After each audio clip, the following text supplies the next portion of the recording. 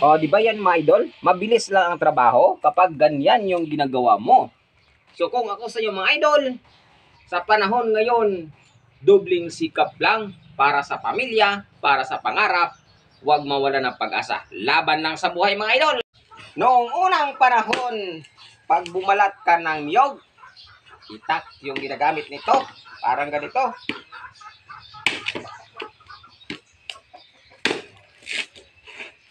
Pero ngayon mga idol, eto na.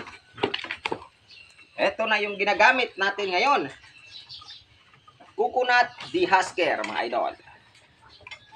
Salpak mo lang yung niyog mo. Oh. Apakan mo. Yan. Sigurado. Mababalatan na yung niyog. Buko pala. Niyog. Tama. Oh. Ganun lang kasimple mga idol ang pagbalat ng niyog mga idol. Kung dati gumagamit ka ng itak, ngayon ito na lang oh. Oh, simple. Oh.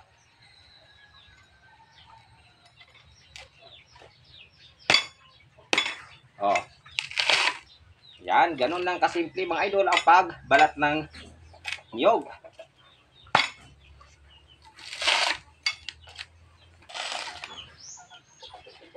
O, ayan. Dali lang magbalat ng niyog mga idol. Kung mayroon kang coconut dehusker. Yan.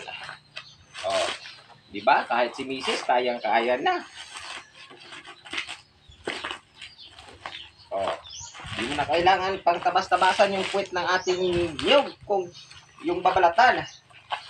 Direkta na agad. Balat. O.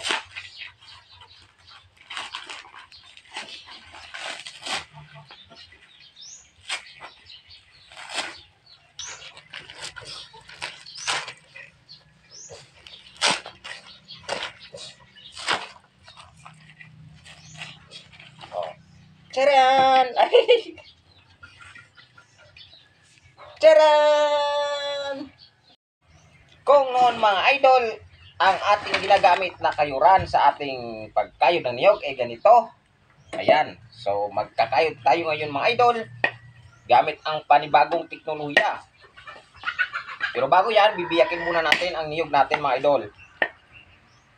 Kasi hindi natin ito makakayod kung hindi nabibiyak. Yan. Kung dati, ganito tayo mga idol, oh.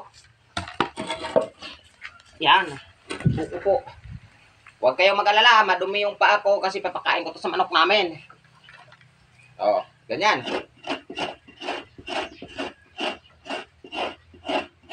Oh, di ba? Nakakapagod din minsan mga idol. Masakit pa sa likod, nakakapagod pa. Oh, pagganyan ka, oh. Diba? Yan. So, ngayon mga idol, meron tayo ditong electric grater. Kung tawagin. Ito, electric grater mga idol. Saksak mo lang. Isabod ang sahuran. I-switch ang motor.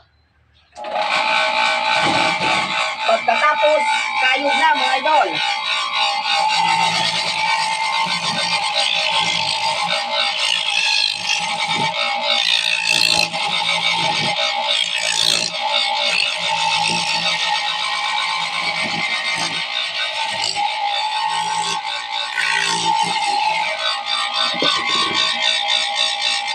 O, di ba yan mga idol? Mabilis lang ang trabaho kapag ganyan yung ginagawa mo.